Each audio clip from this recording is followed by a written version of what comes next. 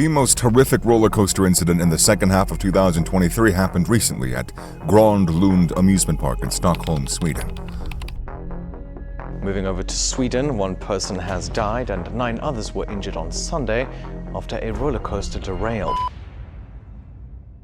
It was quite terrifying because one person died and 9 were injured. The incident happened due to derailment, which sadly is the most avoidable type of roller coaster malfunction because a well-made roller coaster never derails unless it's hit by a 300-kilometer-per-hour gust or something.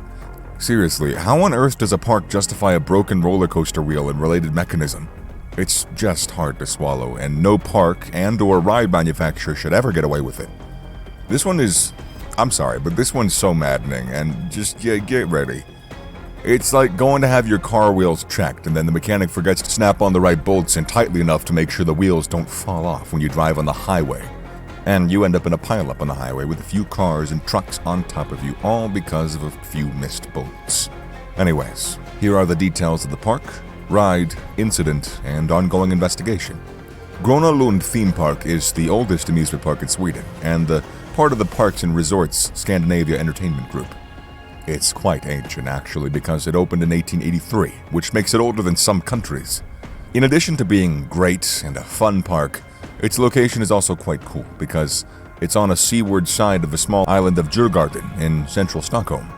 It spans only 9.2 acres, which is relatively small compared to most theme parks out there, but still, it features 33 rides, including several roller coasters, restaurants, and pentathlon stalls, plus a few food and snack stands, so no shortage of Swedish sausages there.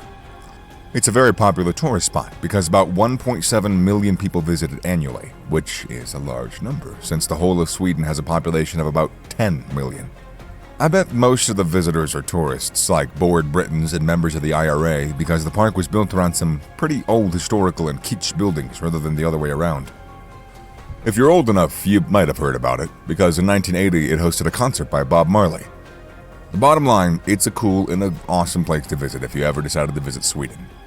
As for the roller coaster that derailed recently, it's called the Jetline. It opened in 1988 as a clone of the Nightmare roller coaster at Camelot Theme Park in England. In 1997, it was refurbished and the first drop was extended to make it even more deadly. Exciting, yeah. And a tunnel was also added at the bottom of the first drop. One of the features that made it famous was its curved lift hill, which was rare amongst roller coasters. Please do not underestimate this steel-tracked roller coaster because its trains reach speeds of up to 55 miles per hour, and the highest point is about 30 meters. About 1 million people use it every year, but that figure doesn't really justify the recent deadly incident. But it might be a hint that it's heavily used and not well maintained since it's always running and it generates a lot of income for the park. Okay, it's time to get a little, depressed, no other way to say it. So, here are the details of the incident and the investigation results so far. Keep in mind that this is very recent, but as we said earlier, roller coaster derailment is always the park's and/or manufacturer's fault, not to mention the government inspectors as well. Seriously, who doesn't know when to replace or fix the wheels of a roller coaster that shoots people? Around 11:30 a.m. on Sunday, June 25th of 2023, Gröna Lund Theme Park was just starting to get busy. And as usual, the park was ready for the larger-than-usual weekend crowd. As usual, the Jetline roller coaster was rocketing away, delivering the usual thrills and adrenaline rush demanded by the customers. However, the ride was not okay, and something bad was brewing.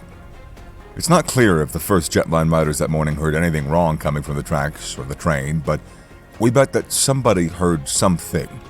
Because these steel coasters are tough, and when something is wrong with the wheel mechanism or tracks, they don't just suddenly break. They would first become too shaky and/or make strange noises. Anyways, 14 people, including several teens and children, were in the coaster's carriages about 8 meters above the ground when one of the wheels in the front carriage suddenly detached, causing the ride to make a loud noise and partially derail. People fell to the ground while others got stuck on the train. One of the people who fell to the ground died from head injuries, and another 3 were seriously injured. 2 of them required several surgeries and are facing a long road to recovery. The 3rd victim had better luck and was released from the hospital after minor surgery. Much better luck. 5 of the other riders who were stuck on the roller coaster suffered minor injuries. In a nutshell, it was a horrific, sad incident, and Sadly, the patrons and staff on the ground just didn't know what to do, as terrified injured riders screamed for help.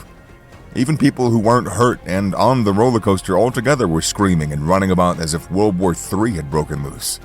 Luckily, the emergency services arrived fairly quickly, and the fire department erected a scaffold and began evacuating the riders, while paramedics tended to the injured and transferred them to hospital by helicopter. According to Jenny Lagerstedt, a journalist visiting the park, and was near the roller coaster with her family at the time of the incident, she heard a creeping metallic noise and saw the track shaking. Too bad that she and her kids had to witness such a horrific scene. I mean, the kids are probably traumatized. Other witnesses standing below the ride also said that they heard strange noises that didn't sound like the usual noise and screaming. One of them actually saw one of the carriage's wheels fall from the sky and hit the track.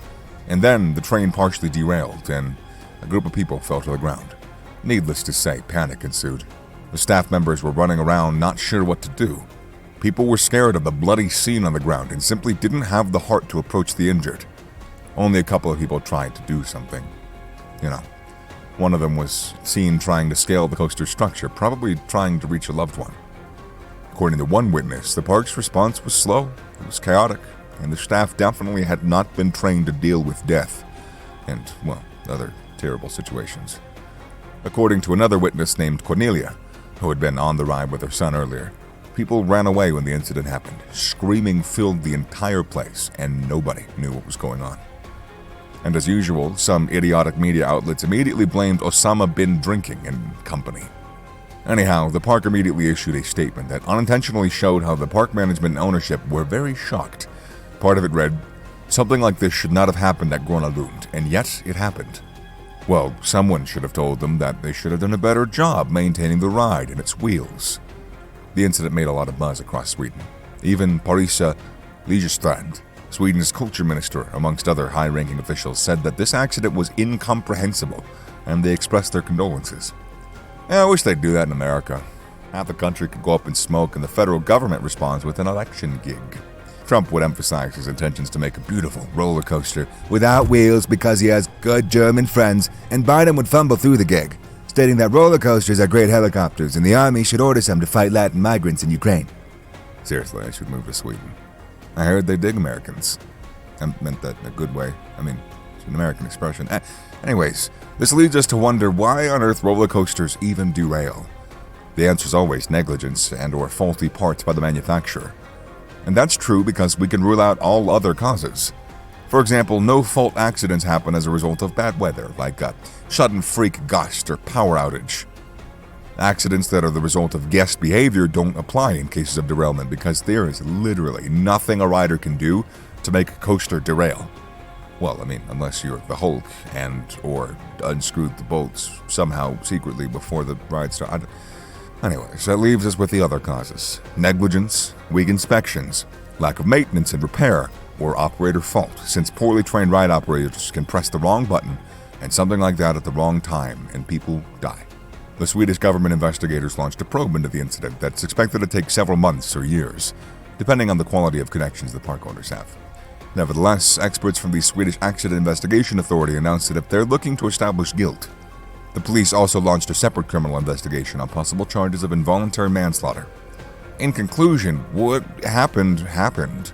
Even though it's hard, it's heartbreaking even. In the end, the park, which generates about $20 million in net profits a year, will compensate the victims and they'll call it a day.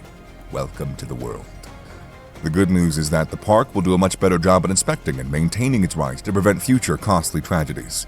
And mind you, not the cost of a human life. I mean, of course, the cost of that classic green.